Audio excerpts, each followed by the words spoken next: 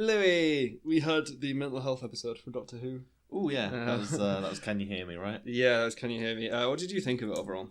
So I really enjoyed it. I've watched this one twice. Okay.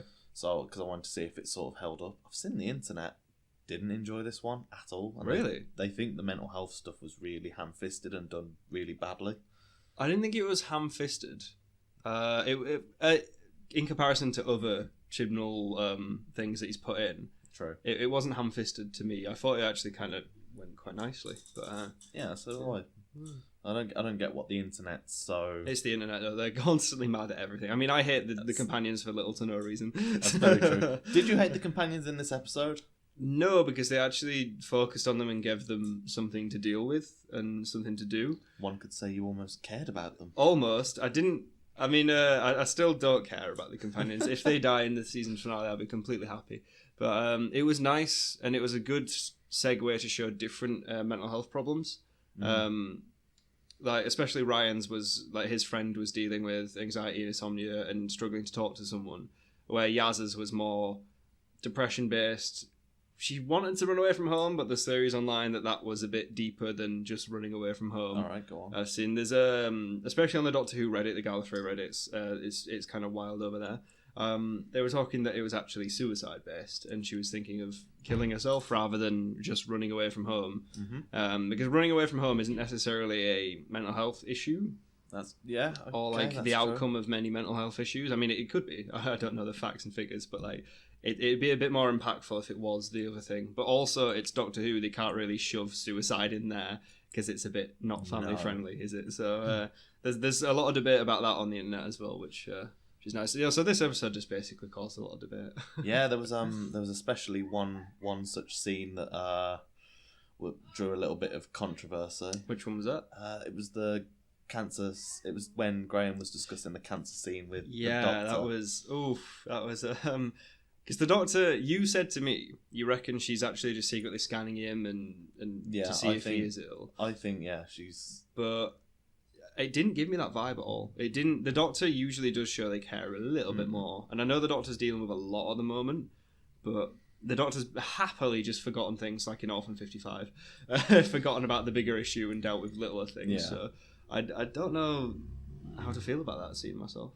No, neither do I. See, I would like it to be the fact that she's already scanned him and she's worked out that it can come back, because she can't give him false hope. Yeah. She can't physically lie to her companions. It's not in the Doctor's nature. She didn't have to be like that, though. No. I think someone complained to the BBC, and they did actually reply saying it was meant to represent social anxiety. Yeah, that sometimes when people do talk about deeper discussions, people do sort of retreat inside their little bubble and they can't really think of anything to say. I think they tried to say that it was commentary on that. If it was meant to be, it wasn't done well. I can say that. No. To me, it was kind of shoved in there for no reason. The doctor, they didn't need to, because they had 3 other examples of mental health and health issues. Mm-hmm. They didn't need to do that necessarily. But I think overall, I still like the episode though. And the focus on mental health is a big thing in general in most media. So it's nice that they actually did it and showcased it. So, and one of the other mental health things that's been throughout the whole of this series, I've noticed, is Yaz's decision to whether to stay with the Doctor or not. And Ryan's as well. They did talk about it in this episode. Yeah, they were like, should we stay with the Doctor? Because they were struggling with their lives at home. They were struggling. Like Yaz struggled to get back for that anniversary dinner that I didn't really. I think that was the anniversary where she ran away. Oh right, okay then. But I don't know why you'd have an anniversary dinner for that. Bit strange to me personally, but if each their own. But yeah, I think that one was kind of like throughout all the episodes so far, is them dealing with being the companions and then being normal human beings as well. Yeah, I think that was a quite nice one that was in there. That wasn't. I haven't seen many people talk about in the sense of like them dealing with it mentally and that sort of thing. So yeah, that makes sense. Should we talk about Zellin for a bit as well? Zellin, the finger man. The finger man. There's been a lot of. That's my priest. Jesus. Sorry. Way to take the tone down, Jake. Well, we got a bit too serious. But yeah, Zelen was. There's been a lot of jokes on the internet. Yeah, that was a strange, creepy, and he was very weird. Yeah, very sci-fi. I liked the whole tattooed thing. That was cool. He looked like a bad guy, like a creepy old dude. So that was really cool. I liked him as a villain. But you know a lot more about the history of who he is, or like what they said he was, sort of thing. So yeah, when I did my initial solo breakdown of the Coming Soon trailer, I said that it could be the Black Guardian. So I was wrong. As not expected. Entirely wrong, though. But no, not entirely wrong, because Selin and his assistant, companion, whatever the partner was. Yeah, were they lovers, or what were they? It was a weird, like, hierarchical thing. Yeah. But they turned out to be the Eternals. That's big. Yeah. Classic Who, and big. Yeah. Which just adds to Chibnall's repertoire of knowing Doctor Who stuff, which is quite which cool. Is what I do like. You know, a lot of people have slagged off Chris Chibnall for his writing, but I've got to say that his grasp on classic Who and bringing the classic into the modern era has been second to none. He was the one that brought the Silurians in Series 5. He wrote the episode with the Silurians. Oh, I didn't know that. To bring him into modern Who. That's brilliant. Yeah, I really like that. And I think that combined with Jodie's stronger performance of the Doctor and the companions being better than nothing is actually quite helping this series. Although I'm still not going to sing its entire praises yet. No, we'll wait till the end. Yeah, wait till the end. And then I think we'll do a video on what we thought of the whole series as a whole. I'm probably going to slay it, no doubt, anyway. It's me. But yeah, the classic Who, the Eternals, is really cool. Will they do anything else with it? Because they're just kind of... I think that was wrapped up a bit rushed. Yeah, I agree. The Doctor just came up with this plan that we saw kind of off-screen. She did. Again, similar to Spyfall. Yeah. Which is a little bit of a problem, but... I mean, they had a bigger focus, and I think it's still that problem of them struggling to do too much in an episode. But what do you think of the next episode, though? Frankenstein. Yeah, we hope so, but it's not. It's just Mary Shelley based. It's Mary Shelley. So the title of the episode is The Haunting of Villa Diodati or Diodati. I'm terrible with pronouncing stuff. So Lake Geneva. It's a house near Lake Geneva. Oh, okay then. And it was when Mary Shelley, Lord Byron, John Polidori, and Mary Shelley's sister all spent the night in this very creepy house, and Polidori had the idea to all come up with a creepy short story. Yeah.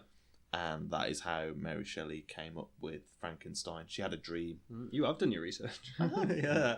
But one thing I just wanted to know, one of the people in there, Lord Byron, which you pointed out to me, actually I completely phased over, was Ada Lovelace's father, I believe, or grandfather, was it? Yeah. To say I did an essay, still don't know. I think she was. I think she was mentioned in. I think he was mentioned in Spyfall. So I reckon there's going to be a throwaway line from the Doctor about the name Ada. Connection.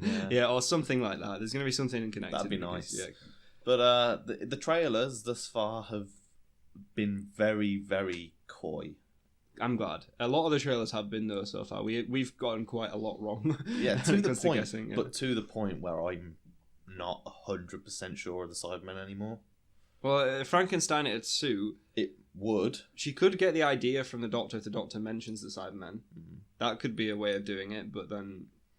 Is that how they want to do it? But then we get conned out of a really potentially brilliant episode with Mary Shelley's Sidemen. That would be be really fun. But I think holding out hope. I think it's going to be a similar story to when the Fugitive of the Judoon came on, because that was very the twist. They're going to have something completely different. So the Judoon will be the semi villain of the episode, and then obviously the Doctor was. There'll just be a plot device, really. Yeah. Ooh. Yeah. So I think there'll be a ghost story that will be resolved in about 10-15 minutes. And then the Sidemen will come into it. That would be really cool, and it would fit with what's been done in other episodes so far. And then obviously the lone Sideman will ask for something, take someone hostage, maybe potentially Yaz. And I think that'll be a final straw if that happens. And I think the Doctor will give the Sideman what it wants, and then that leads into the 2-part finale with the new race of Cybermen. Yeah, which is, as I've just read then, and you probably already knew, is the aftermath of the Cyber War or something like that. So I'm excited for the finale. I can't wait. I can't either. And then the last episode is called Timeless Children. Ooh. Ooh, you've mentioned that to me before. Actually, I had the same reaction. I was like, oh no, there's more than one. But what was it about Sidemen you had to say? You had there's something you spotted in a trailer. Okay, yeah. So so if you listen to the end of the Coming Soon trailer. Who are you? All humanity will fall. Who are you? There is, as you can probably hear, there's a voice that we haven't heard yet, which I originally thought was Zellin. But now I think it could be the Lone Cyberman. Oh, right. Because if you look at the photo that I've just put up, it's a sort of half-human sort of face, and you can very much see the mouthpiece.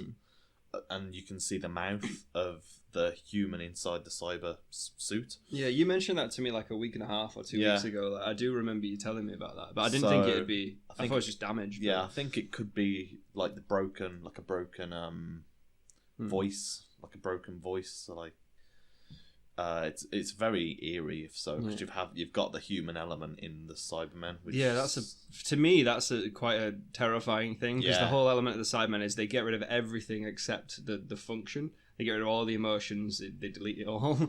And for that Cyberman to have some sort of consciousness behind the mask is terrifying. I know. And leads to a lot of horrible things that the Doctor's done over the past, because she's killed quite a lot of Sidemen in history. So if they were actually still people just trapped... Do you know how like when the Daleks talk, they can only say like exterminate, pretty much. Even no matter what they say, it gets translated into an angry version. Yeah. If that sort of thing happens with the Cybermen as well, the Doctor will be like, oh no, what's going on? Well, you're getting my hopes up now. Oh no, I don't want to do that. But I'm actually hopeful for this finale. I'm very hopeful. It looks so good. I'm hopeful for the finale, and I'm very hopeful that we will see the Cybermen in the haunting of Villa Diodati. Yeah, if it's kind of, because they seem to be linking every episode. At the end of one episode, they'll start the adventure of the next one. So if they are having like this very loose connection between all of the Cybermen and that, it's going to be awesome. But I don't know where the Ruth Doctor's going to fit into it all. Do you think that's going to come in at any point, or do you think that's going to be a next series thing? No, I think the Ruth Doctor will come into it. I think, especially if the last episode is called The Timeless Children.